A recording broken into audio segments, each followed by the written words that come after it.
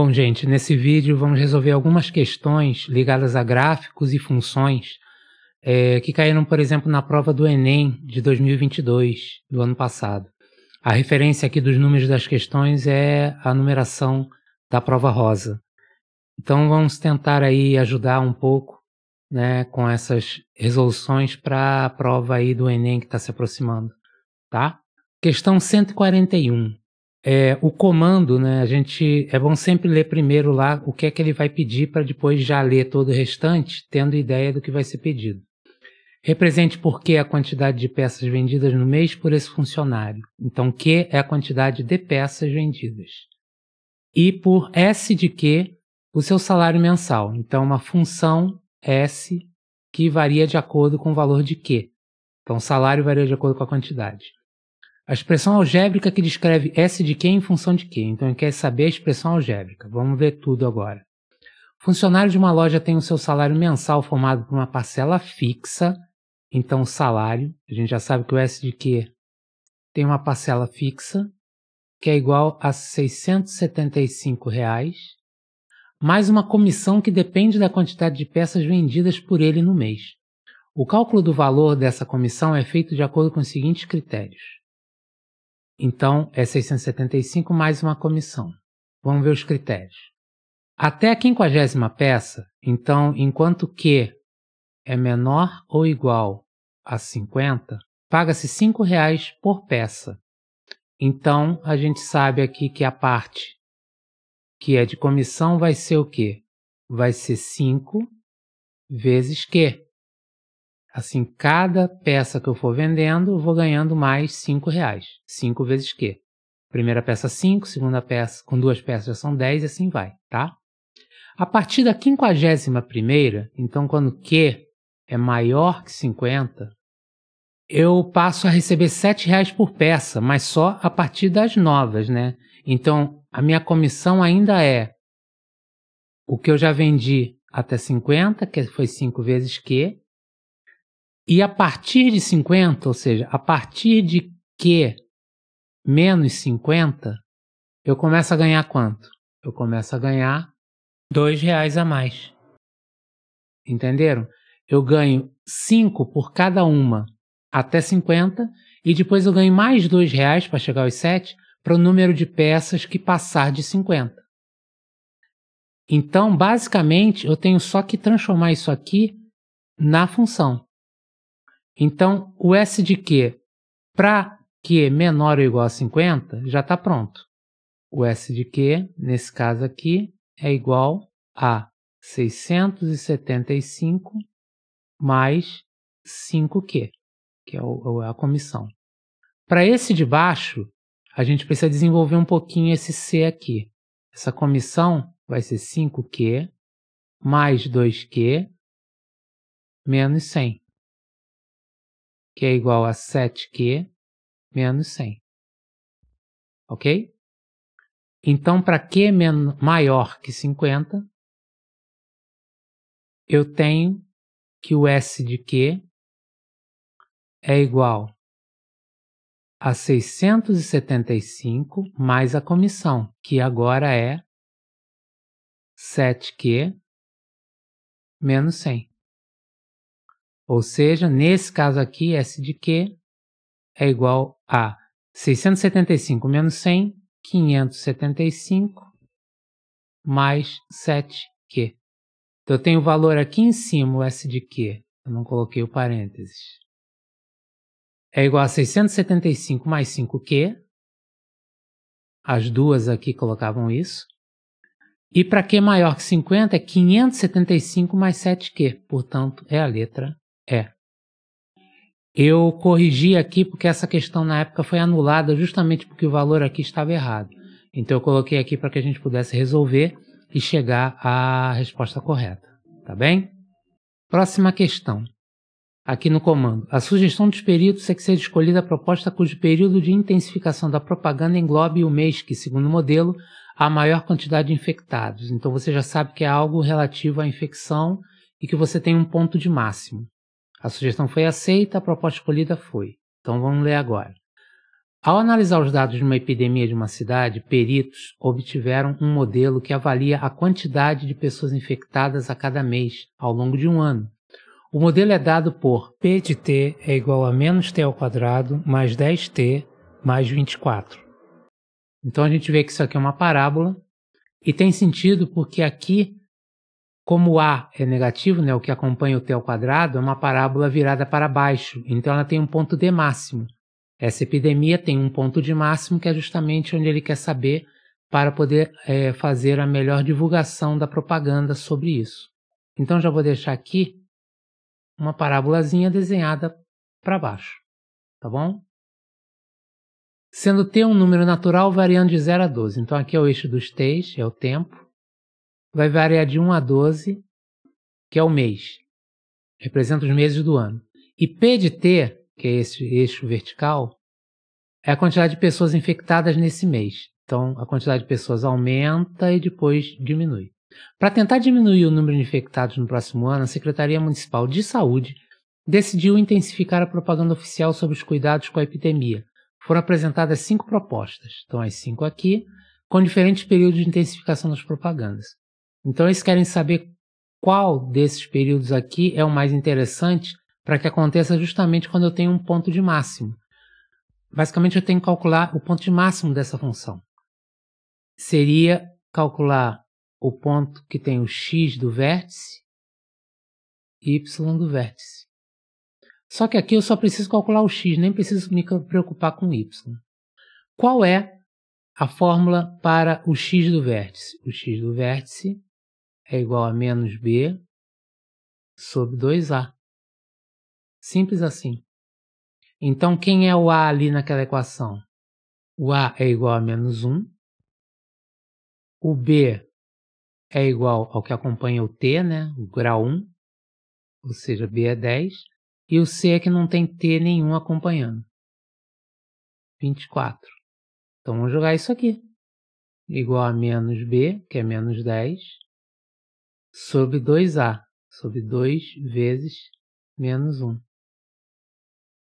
X do vértice é igual a menos 10 dividido por menos 2. O menos corta com o menos, 10 dividido por 2, 5. Então é no mês 5, mês de maio, que vai ocorrer o maior pico. Portanto, a campanha tem que englobar o mês 5. Só esse período 3, porque ele diz que é 5 menor ou igual a t menor ou igual a 6. Então é só a 3, letra C. Perfeito? Ah, professor, mas eu não decorei essas fórmulas de x do vértice e y do vértice. Dica para se você esquecer. O x do vértice sempre está no meio, exatamente, ou seja, na média aritmética das duas raízes. Então, se uma raiz, qual é a fórmula das raízes da equação do segundo grau? Isso você lembra. É menos b mais ou menos raiz de delta. Uma delas é menos b mais raiz de delta sobre 2a. E a outra é igual a menos b menos raiz de delta sobre 2a. Eu disse que ela é a média. Então, x do vértice é igual a menos b mais raiz de delta sobre 2a mais menos b menos raiz de delta sobre 2a, tudo sobre 2. Isso é a fórmula da média. Ora, está todo mundo aqui embaixo de 2a, então é como se isso aqui tudo estivesse debaixo do mesmo denominador 2a. Eu já posso cortar esse raiz de delta com raiz de delta, que vai me dar menos b com menos b, menos 2b, sobre 2a, e aqui dividido por 2 é só multiplicar pelo inverso de 2. xv é igual, corta 2 com 2, menos b sobre 2a. Olha ele aí. Para você achar o y do vértice, o que você tem que fazer? Você tem apenas que jogar esse valor no lugar do x. Então, por exemplo, isso aqui é uma equação do tipo y é igual a ax2 mais bx mais c, lembra? Então, se eu jogar esse x aqui e aqui, eu vou encontrar o y do vértice. Dá uma trabalheirazinha, mas se você jogar aqui e for fazendo, jogar o menos b sobre 2a aqui, e etc, etc, você vai chegar àquele y do vértice, que é igual a menos delta sobre 4a. Você também consegue achar numa emergência, você esqueceu as fórmulas, você consegue achar isso aqui para resolver a sua questão. Agora, o ideal, nesse caso, eu tenho que admitir, é saber elas de cabeça para andar mais rápido, tá bom? Questão 154. Qual é o comando? Indique por LE e LF as respectivas luminosidades. A relação entre as luminosidades dessas duas estrelas é dada por... Então, ele quer saber uma relação entre dois L's diferentes, de uma estrela E e de uma estrela F. Vamos lá. A luminosidade L de uma estrela está relacionada com o raio R e com a temperatura T dessa estrela, segundo a lei de Stefan Boltzmann. L igual a C vezes R ao quadrado vezes T à quarta, em que C é uma constante igual para todas as estrelas. Considere duas estrelas E e F, sendo que a estrela E tem a metade do raio da estrela F e o dobro da temperatura de F. Então, vamos começar a escrever para as duas estrelas.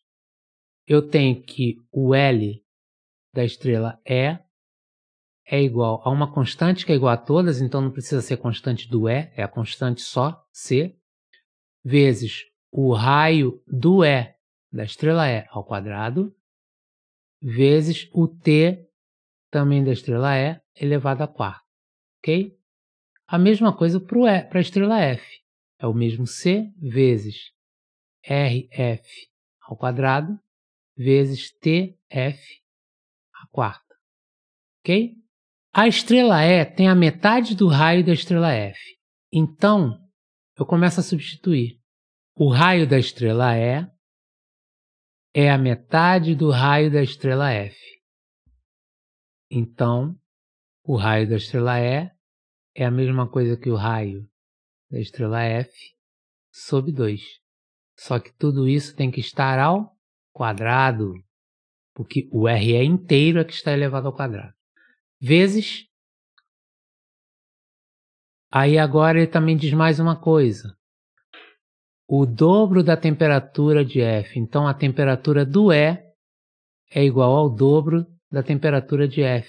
Então, TE vai ser 2TF. Só que o 2TF, tudo junto, elevado à quarta. Perfeito? Então, o LE, aquele lá de cima, vai ser igual a C vezes... Tem que elevar ao quadrado em cima e embaixo.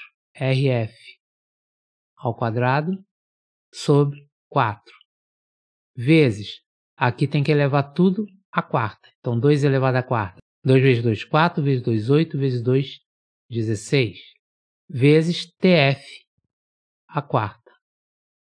Que é igual, aqui corta dá 4, aqui corta dá 1. É igual a C vezes RF ao quadrado, vezes TF ao quadrado, vezes 4. Olha só, isso aqui, C é RF ao quadrado. Desculpe, aqui é TF à quarta, tá? TF à quarta, isto aqui é o próprio LF. Então, LE igual a LF vezes 4. 4LF. Letra D de dado. Perfeito? Próxima. O saque desse atleta foi invalidado. Então vamos lá, vamos ter que ler melhor a questão inteira. Em jogos de voleibol, um saque é invalidado, então essa é importante, se a bola atingir o teto do ginásio onde ocorre o jogo. Ele bate tão alto que ela bate lá no teto. Um jogador de uma equipe tem um saque que atinge uma grande altura.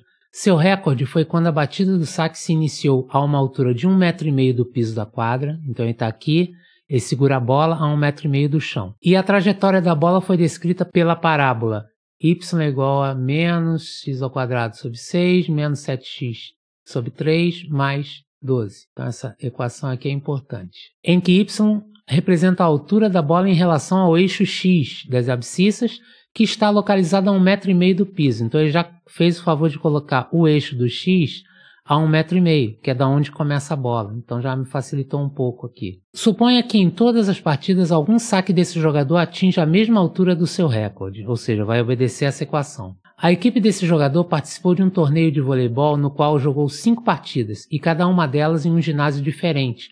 As alturas dos tetos desses ginásios em relação aos pisos das quadras são. Então estão aqui as alturas em relação ao piso. Primeiro ponto. Tudo quanto for a altura que eu for calcular aqui do Y é em relação ao eixo do X, mas a altura do ginásio é em relação ao piso. Então eu tenho que pegar o Y que eu obtiver da altura da bola, somar 1,5 m e aí sim comparar com a altura para saber quando que o saque foi invalidado. Então tem essa pegadinha também que a gente não pode vacilar. Bom, primeiro o que eu quero é justamente mais uma vez vértice de parábola. E nesse caso, para mim, o que eu vou precisar é do y do vértice, né? Porque a altura é o y. Então já vou deixar aqui que o y do vértice, a gente viu lá atrás, é igual a menos delta sobre 4a, ok?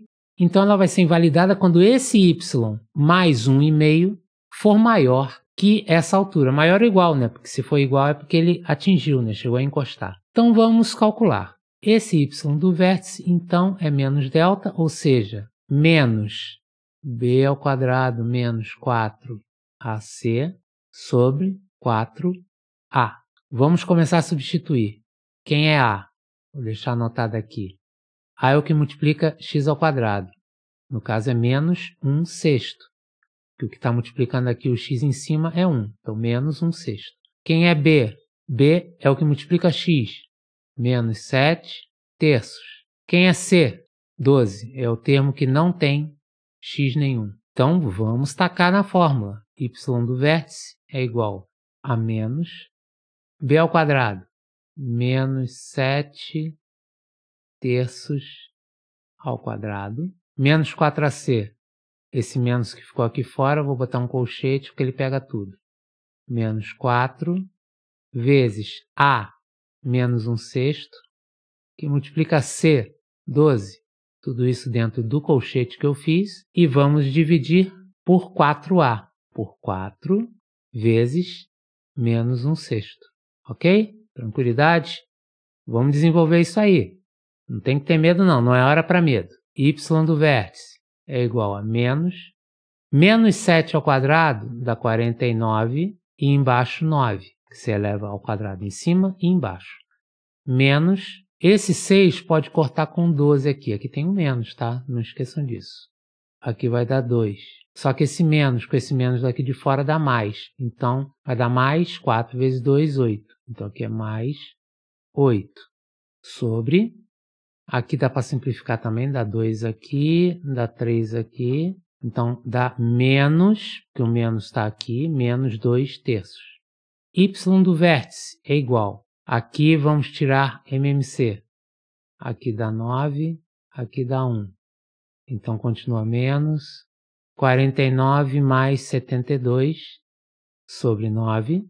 Tudo isso sobre 2/3, menos 2/3. Então eu posso multiplicar pelo inverso, ou seja, vezes menos 3/2. Bom, aqui vai dar menos 72 com 49... 119, 121 sobre 9, vezes menos 3 sobre 2.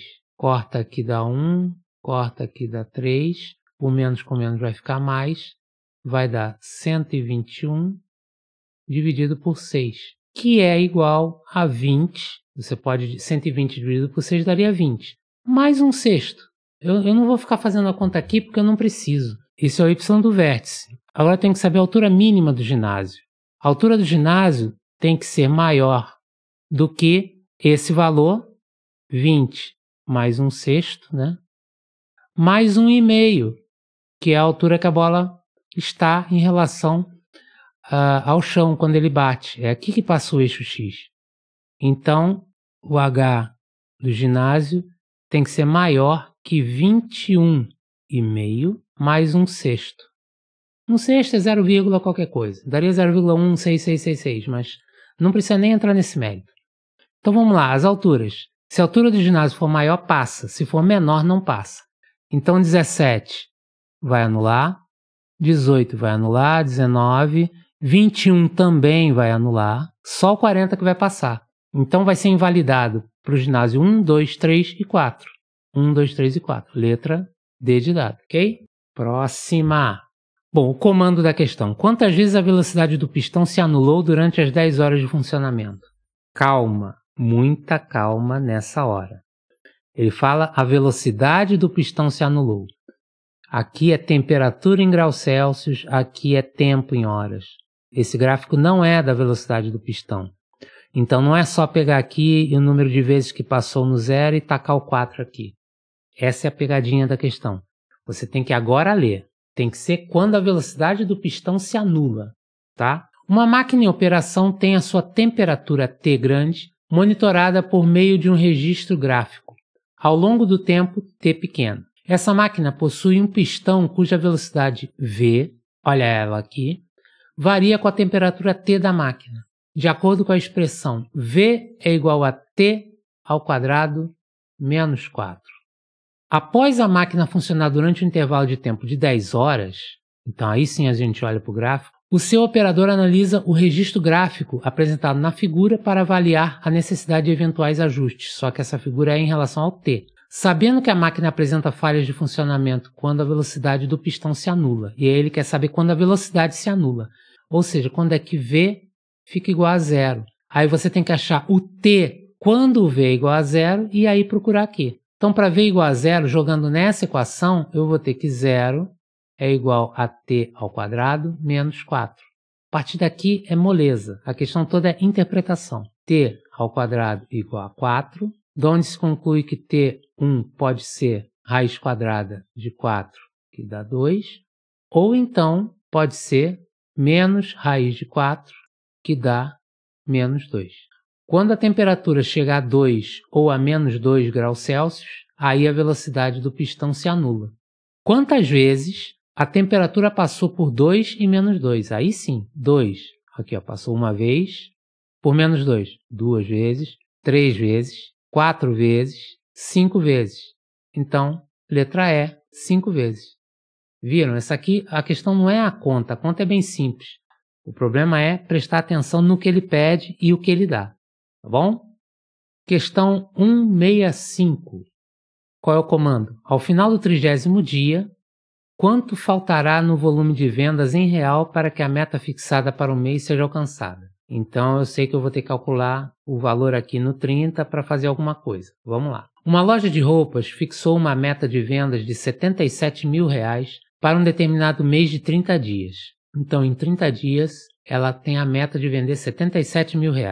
O gráfico mostra o volume de vendas dessa loja em real nos 10 primeiros dias do mês e entre o dia 10 e o dia 20 desse mês. Então esse 20 na realidade é entre 10 e 20 e esse 10 são os primeiros 10 dias, tá bom? Aqui eu tenho que eu vendi 18 mil roupas de adulto e 8 mil roupas infantis nos primeiros 10 dias. Na segunda parte do mês, né, do 10 ao 20, eu vendi 15 mil adultos e 7 mil de infantil. Eu vou precisar saber aqui também, provavelmente. Vamos lá. Suponha que a variação no volume de vendas para o período registrado tenha se dado de forma linear, como mostrado no gráfico, e que essa tendência se mantenha para os próximos 10 dias. Então, essa reta vai se manter. Eu sei que eu não fiz uma reta aqui, mas tudo bem. E essa também vai se manter para os próximos 10 dias, para completar os 30. Então, aos 30 dias eu terei isso, mais isso vendido de roupa de adulto, e isso, mais isso vendido de roupa infantil. Ao final do 30º dia, quanto faltará no volume de vendas em real? Então eu tenho que calcular isso aqui, para calcular a soma toda, e aí ver o quanto falta para 77 mil. Acabou a questão. Para ter uma continuidade, para ter o mesmo comportamento, indiretamente o que ele quer dizer é que essa inclinação aqui dessa reta é a mesma inclinação dessa reta. Ou seja, o que eu variei aqui, dividido pelo que eu variei aqui, acaba sendo a tangente desse ângulo, concordam? Lembram disso, do coeficiente angular? Um dividido pelo outro, oposto sobre adjacente? Então, se eu garantir que isso dividido por isso for igual a isso dividido por isso, eu acho esse valor. ok? Quanto variou aqui? Aqui variou 3.000. Quanto variou na horizontal? Sempre 10 dias. Perfeito? Só que aqui também são 10 dias. Então, para dar a mesma inclinação, se aqui são 10 dias, aqui também tem que ser 3.000. Então, se eu tenho 15.000, aqui tem que ser 15.000 menos 3.000, 12.000. Da mesma forma aqui. Aqui eu variei 1.000 para baixo. Foi de 8.000 para 7.000. Aqui eu tenho que variar também 1.000 para baixo. Então, 7.000 menos 1.000, 6.000. Agora vamos ver o total faturado. Total vai ser 18.000, mais 15.000, mais 12.000, mais, vou botar até aqui embaixo os infantis, 8.000, mais 7.000, mais 6.000. Só tem que somar isso tudo. Então vamos lá, T é igual 18 com mais 12 dá 30.000. 30.000 com 15.000, 45.000, mais 8 mais 7, 15, mais 6, 21. 21.000. Isso dá 66.000 reais. Se a meta era 77.000, quanto me faltou? 77.000 menos 66.000, 11.000 reais. Resposta letra C, ok? Próxima e última. São 7 questões que eu peguei aqui ligadas a gráfico ou a funções, tá? Essa aqui também é para prestar atenção. Qual o número de ultrapassagens após o início da competição efetuadas pelo veículo que chegou em último lugar? Então, primeira coisa, esse gráfico mostra a distância percorrida e o tempo, tá? Vamos ler ela aqui que vocês vão entender. Em uma competição de velocidade, diz-se que há uma ultrapassagem quando um veículo que está atrás de outro passa à sua frente, com ambos se deslocando no mesmo sentido. Considere uma competição automobilística entre 5 carros em uma pista com 100 metros de comprimento. Então, esse eixo aqui é a distância desde a largada até a chegada com 100 metros, onde todos largam no mesmo instante e da mesma linha. Então, aqui é a largada, tanto em termos de tempo quanto em termos de espaço. O gráfico mostra a variação da distância percorrida por cada veículo em função do tempo durante toda a competição. Então, olha só, esse primeiro veículo aqui de cima, o que é que ele faz? Ele consegue fazer uma distância maior para um mesmo tempo em que os outros fizeram distâncias menores. Então, num determinado tempo, esse cara aqui já percorreu uma distância maior, então ele está em primeiro nesse momento, esse está em segundo, esse está em terceiro, este está em quarto e este está em quinto. Então tem toda uma ordem, primeiro, segundo, terceiro, quarto e quinto. Sempre que eu olhar na vertical de cima para baixo, no mesmo tempo, eu vou ver quem está na frente. É quem está com a curva mais alta, com uma maior distância. Quando elas se cruzam, isso quer dizer que no mesmo tempo eu estava no mesmo espaço. Então esses são os momentos de ultrapassagem. Só que você tem que ver quem ultrapassa quem, tá legal? Então quer saber o veículo que chegou por último. O veículo que chegou por último foi aquele que levou mais tempo para chegar aos 100 metros. Quem foi que levou mais tempo para chegar aos 100 metros? Esse aqui. Então quer saber quantas ultrapassagens ele fez. Ele aqui estava em terceiro. Sempre esteve em terceiro até aqui. Ok? Quando chegou aqui, alguém que estava atrás ultrapassou ele. Não foi ele que ultrapassou. Alguém ultrapassou ele. Então ele foi para quarto lugar. E, continuando, chegou um momento aqui que quem estava atrás dele também ultrapassou. Então ele foi para quinto. Então ele foi ultrapassado 2 vezes. Mas quantas vezes ele ultrapassou? Qual o número de ultrapassagens efetuadas pelo veículo que chegou em último? Nenhuma. Letra A. Beleza?